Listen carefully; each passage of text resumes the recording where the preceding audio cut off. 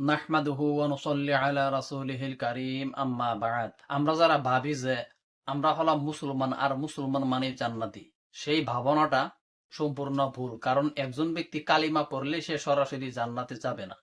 আল্লাহ রাব্বুল আলামিন সেই ব্যক্তির ঈমানের পরীক্ষা নেবেন। যদি সেই ব্যক্তি ঈমানের পরীক্ষায় পাশ করতে পারেন, তখনই সেই ব্যক্তি সরাসরি জান্নাতে যাবে।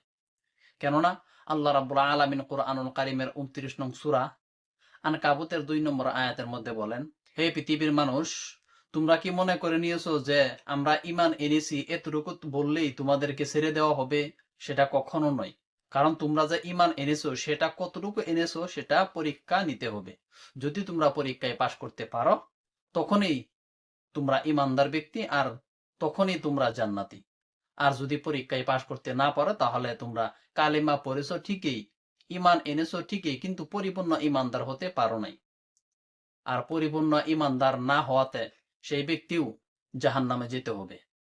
আর জাহান্নামের আযাব যে কি ভয়ঙ্কর সেটা যদি আমরা বিন্দুমাত্র অনুভব করতে পারতাম, তাহলে কোনো ব্যক্তি অন্যায় কাজ করতাম না।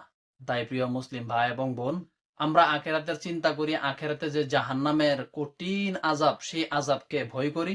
কারণ আল্লাহ রাব্বুল আলামিন স্বয়ং কুরআনুল কারীমের মধ্যে জাহান্নামকে ভয় করতে বলেছে। তাই আমরা সেই জাহান্নামকে ভয় করে দুনিয়াতে আখিরাতের বাজার করি, যাতে আল্লাহ রাব্বুল আলামিন আমাদেরকে জাহান্নামে না দেন। তাই আল্লাহ রাব্বুল আলামিন আমাদের সবাইকে জান্নাতে যাওয়ার জন্য দুনিয়াতে থেকে আখিরাতের বাজার করতে পারি, তার জন্য তৌফিক দান করুন।